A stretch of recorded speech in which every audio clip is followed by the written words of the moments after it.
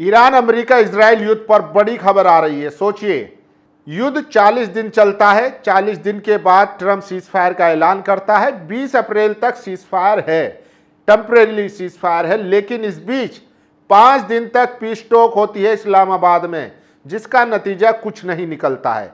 हमने पहले ही बताया था कि इसके पीछे किसका हाथ है। नेतन्याहू इजराइल कभी भी ये सीज फायर नहीं होने देगा, और वही हुआ। अब जो खबरें आ रही है वो उसमें यही खुलासा हुआ है कि 90% जो है अमेरिका और ईरान की बात हो चुकी थी, लेकिन लेबनान पर आकर बात रुक गई। वो भी बात करेंगे, लेकिन अहम और सबसे जरूरी खबर, आज सोचिए पीस टॉक के बाद तीसरा दिन है। अब खबर आ रही है कि अब फिर से दूसरे राउंड की बातचीत शुरू होगी, और इस बार सीधा ट्रंप जो है इस्लामाबाद आएंगे। उसके साथ सऊदी अरब के प्रिंस मोहम्मद बिन सलमान इसमें शामिल होंगे। मिस्र के, इजिप्ट के प्रेसिडेंट मोहम्मद फतेह अल सीसी वो भी इसमें शामिल होंगे, और तुर्की के राष्ट्रपति रेसेप तैयब अर्दगान भी इस टॉक में शामिल होंगे। यानी कि ये बातचीत, दूसरे राउंड की बातचीत बहुत बड़े लेवल पे होने जा रही है। अब सीधा सीधा इसमें तमाम देशों के राष्ट्रपति शामिल होंगे। ईरान की तरफ से उनके राष्ट्रपति मसूद पेजेश्कियन भी शामिल होंगे।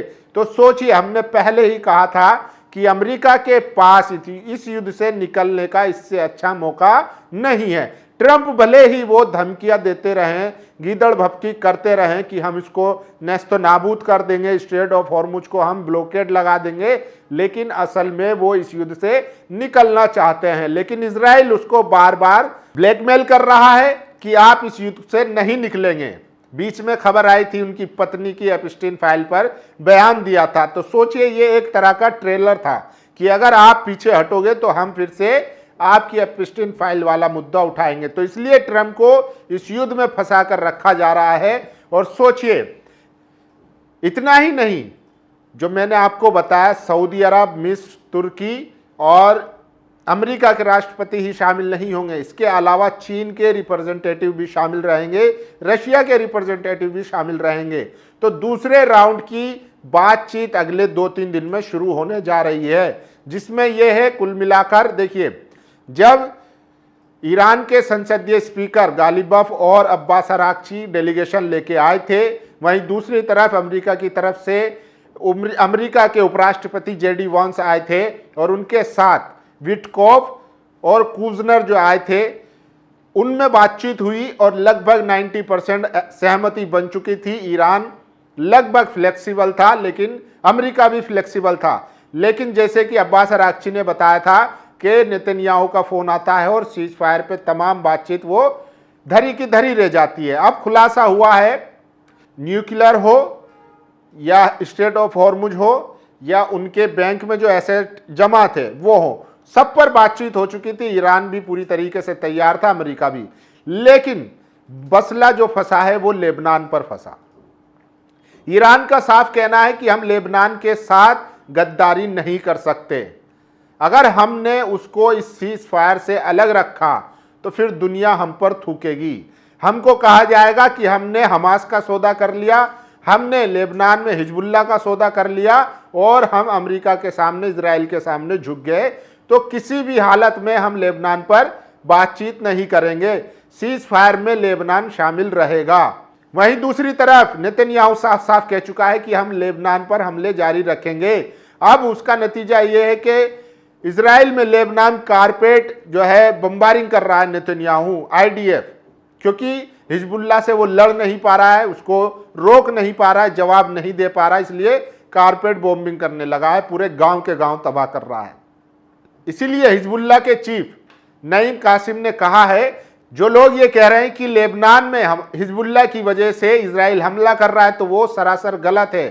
उसका निश्चित प्लान है कि वो इस पर हमला करेगा। लेबनान में हिजबुल्लाह तो दरअसल उनकी सुरक्षा कर रहा है। अगर आईडीएफ को हिजबुल्लाह नहीं रोकता है तो फिर अभी तक का पूरा लेबनान जो है गाजा बन चुका होता। ये नईम कासिम जो हिजबुल्लाह के चीफ है उनका कहना है। तो सोचिए, पूरा जो टकराव है वो लेबनान पर रुका हुआ है। लेकिन इस बीच अमेरिका को इजराइल को चारों तरफ से झटके ही झटके लग रहे हैं। स्पेन ईरान के साथ जा चुका है, वो साफ जो है कह चुका है कि हम किसी भी हालत में इस युद्ध में अमेरिका का साथ नहीं देंगे। इजराइल जो है वॉर क्रिमिनल है, नेतन्याहू को सजा मिलनी चाहिए। वहीं दूसरी तरफ सोचिए, खबर ये भी आ रही है कि मैक्रोन भी अपनी तरफ से पूरी तैयारी कर रहे हैं पीस टॉक के लिए। उन्होंने कहा है कि लेबनान में सीज फायर भी हो और स्ट्रेट ऑफ हॉर्मुज भी पूरी तरीके से खुला रहे। इसके लिए वो कोशिश कर रहे हैं, चाइना, रशिया और तमाम देशों को लेकर एक आयोजन करने की उन्होंने प्लानिंग बनाई है। तो फ्रांस भी कोशिश कर रहा है, अमेरिका भी पूरी तरीके से घुटनों पर है। उसको पता है 40 दिन में वो ईरान का कुछ बिगाड़ नहीं पाया है और आगे अगर युद्ध होता है तो जो मुश्किलें पिछले 40 दिनों में इस दुनिया ने देखी है, खासकर अमेरिका ने, उससे डबल जो है उसके लिए मुसीबत आने वाली है। सोचिए, अमेरिका में इतनी महंगाई बढ़ चुकी है, वहां की जनता अमेरिका के ट्रंप के खिलाफ है, जो राष्ट्रपति है उनके खिलाफ है। कह रहे हैं अमेरिका के रिसोर्सेज, उसका पैसा, उसकी सेना, उसके जवान इजराइल के लिए क्यों मर रहे हैं। देखिए, वहीं दूसरी तरफ इजराइल जो है पूरी तरीके से अलग थलग पड़ता जा रहा है, सिर्फ अमेरिका उस बोझ को ढो रहा है। इटली की राष्ट्रपति मेलोनी ने साफ कहा है और इजराइल के साथ पूरे अपने डिफेंस डील को, पैक्ट को तोड़ दिया। उसने कहा है अब हमारा उसके साथ कोई डिफेंस पैक्ट नहीं रहेगा। वहीं इससे पहले स्पेन, बेल्जियम, जर्मनी, ये सारे कई देश जो हैं वो इस डील को तोड़ चुके हैं। मैं आपको बता देता हूं कौन कौन से देश ने इजराइल के साथ अपनी जो डिफेंस डील थी वो तोड़ी है। तो ये सबसे जरूरी है कि इस बीच में इजराइल जो है अलग थलग पड़ता हुआ दिखाई दे रहा है और ईरान जो है पूरी तरीके से मजबूत स्थिति में है और अमेरिका को उसकी शर्तों पर सीज फायर करना पड़ेगा। ये देखिए, जिन देशों ने इजराइल के साथ अपनी डिफेंस डील या पैक्ट तोड़े हैं उनमें देखिए तुर्की है। तुर्की पहले उसके साथ मिलिट्री टाइज थे, लेकिन अब उसने पूरी तरीके से फ्रीज कर दिया है। और वहीं इससे पहले स्पेन भी जो है उसको आर्म्स एक्सपोर्ट पर रोक लगा चुका है। और इसके अलावा बेल्जियम, कनाडा, नीदरलैंड, ये वो देश हैं जो इजराइल के साथ पूरी तरीके से अपने तमाम जो डिफेंस पैक्ट थे वो सब तोड़ चुके हैं। अब उसमें इटली का भी नाम शामिल हो चुका है। तो यानी कि युद्ध के 40 दिन बाद और पीस टॉक के 5 दिन बाद अब स्थिति आ चुकी है कि ट्रंप खुद जो है वो घुटनों पर नाक रगड़ते हुए इस्लामाबाद जाएंगे और फिर से दूसरे राउंड की पीस टॉक शुरू होगी। और देखिए, ट्रंप ने कहा था कि हम ब्लॉकेड लगा रहे हैं, लेकिन ईरान ने अपना शिप निकाल कर दिखा दिया। उसको पता है कि वो सिर्फ बयानबाजी कर रहे हैं, गीदड़ भपकिया दे रहे हैं। ईरान झुकने वाला नहीं है। चाइना पूरी तरीके से कूद चुका है। तुर्की ने भी साफ कह दिया ईरान पर हमला इजराइल का आखिरी दिन होगा। तो चारों तरफ से अमेरिका घिरता हुआ जा रहा है और ट्रंप को भी पता है मिड टर्म इलेक्शन है, उसकी जो इमेज है वो पूरी तरीके से खराब हो चुकी है और उसकी पार्टी को भारी नुकसान हो सकता है। इसीलिए अब ट्रंप खुद नाक रगड़ते हुए इस्लामाबाद जाएंगे, जहां पर वो ईरान के डेलीगेशन से बातचीत करेंगे। हमने आपको बताया है कि ये पीस और सीज फायर होकर रहेगा। इसके अलावा अमेरिका के पास कोई चारा नहीं है।